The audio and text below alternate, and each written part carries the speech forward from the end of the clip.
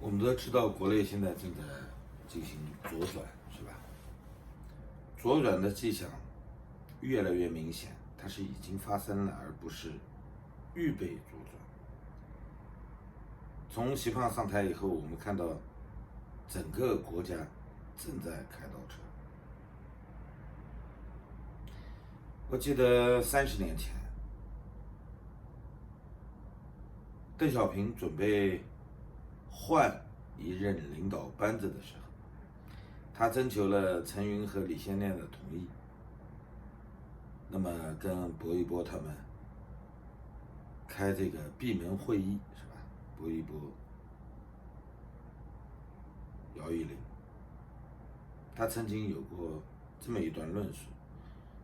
他说中国不可能再关门，回到文革那样封闭的年代了。他做好了镇压，做好了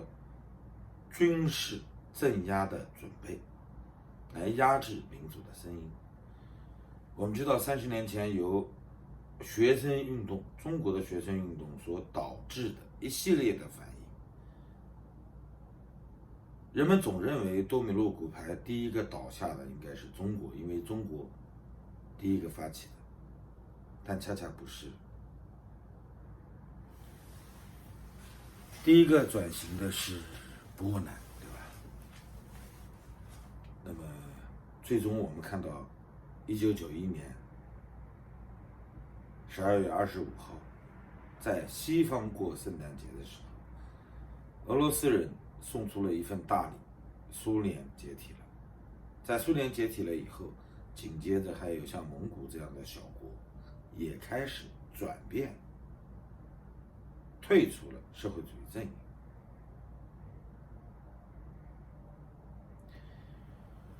那么邓小平做军事镇压的决定之前，其实他已经预判到西方社会会用容忍来换取市场。整个中国从中共建政以后一直在搞现代化的这个进程。那么毛泽东在建国之初就提出了4个现代化：工业、农业、国防、交通运输现代化。后来他又改成3个现代化：工业、农业、现代科学文化现代化。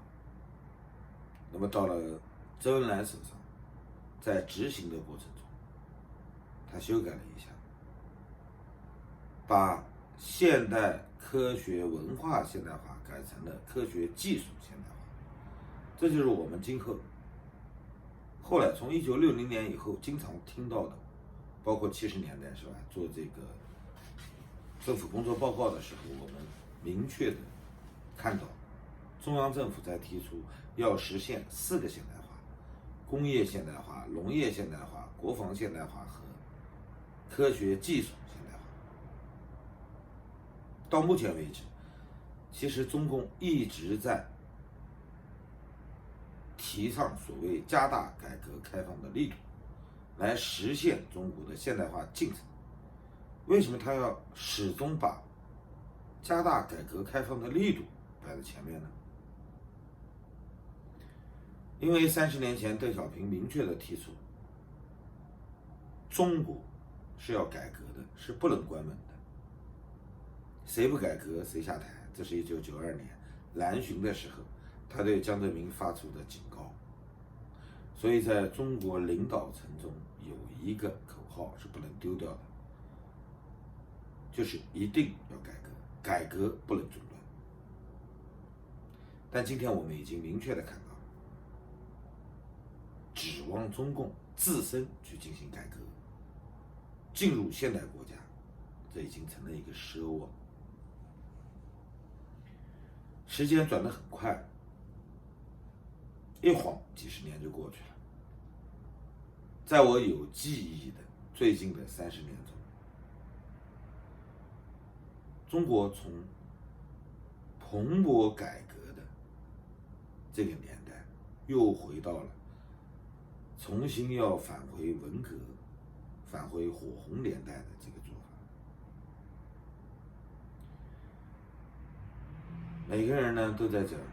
中国改革开放30年，中国改革开放40年。其实中国与世界接触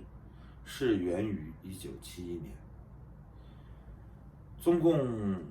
获得了在联合国的席位，紧接着1972年，尼克松访华，解除了对中国的禁令，贸易开始开放了，中国可以跟全世界进行贸易了。所以我们看到70年代，中国有一个4·3方案，就是73年毛泽东、周恩来批的，进口23套成套设备，让中国能够现代化，能够跟国际社会进行贸易，通过贸易来解救西方国家在2次石油危机所遇到的经济衰退，同时也彰显一下中国与西方开始接触了，不仅仅是苏联老大哥曾经扶植过的中共的这些200多套设备对中国现代化的推进，那么跟西方国家即便用金钱去购买，也可以帮助中国走向现代国家。那么包括后期的追加，差不多有50多亿美金，在那个年代被用于购买西方的成套技术设备，来解决了中国工业的问题。包括棉花种植不够，所以呢进口了化纤设备，这样全国人都能穿上的确良了。因为中国当年还是石油出口国，所以中国有外汇，中国还有特色的农产品，还有一些国际社会稀缺的矿产、稀土。中国的改革与国际社会的接触，经贸上的往来，尤其是跟西方国家的，其实从72年、73年就已经开始了，而不是所谓的粉碎四人帮、华国锋或者邓小平，其实更早。那么你按这个时间段来算，中国的改革开放接近50年了，半个世纪就这样过去了。中国最辉煌的，大家都可以无所顾忌的谈论改革的是80年代，到了90年代开始走了一点回头路，然后被邓小平的南巡又勒回去了。那么2000年以后上台的领导人，开始了中国有左转的趋势。其实2004年中国进口峰值最高、比重最大的时候，中共就已经做好了对外开放面临失去政权的危险，那么他要2条腿走路，就开始做好了左转的这个趋势，或者说已经有了定论。我们在习近平任上看到的只是一个结果。习近平上台也就6、7年的时间，他把整个中国与国际社会对立起来。在这种情况下，我们看到越来越多的党来管理经济，党来管理国民的所有，利用现代科技加强对民众的监控，加强对企业的改造。包括我们看到的混改，从2013年提出，2015年开始试点，2016年、2017年，越来越多的企业被混改了。人们明确地看到经济在下行，其实没有贸易战，中国的经济也在下行。2015年是中国吸引外资最后的辉煌，再往后就没有纯粹的外资了。我们看到2016年开始管控对外的投资，2017、2018不仅在压缩，而且大幅度的回收甚至拍卖了在国外已经获得的产权、股份、地产。2019年，我们看到了，尤其是下半年，中国又发动了几个项目的推进，包括蒙牛对澳大利亚的投资，上10亿规模的对外兼并。其实这2个月已经出现了好几起了，人们一直在犹豫，不是说左转了吗？为什么经济上还重新开始扩张了呢？是吧？很难理解。因为30年前，西方国家容忍了中国对北京发起的学生运动进行的屠杀，用对中共集权专制容忍的这个方式换取了中国市场。2001年正是让中国加入世贸以后，中国为整个国际社会经济的循环提供了源源不断的劳动力。那么这一切进程都被打乱了。中国经济08年以后其实就下行了，2012年是一个明显的转折，到了2015年出现了一个分界。那么2018年的这个贸易问题其实只是雪上加霜。到了2019年，为什么会突然发力？其实习胖还是在国内的这些专家给他的建议下，明确的选择了一条你打你的，我打我的，选择了这么一条道路。几乎所有的人都知道，中国没有能力封闭起来发展，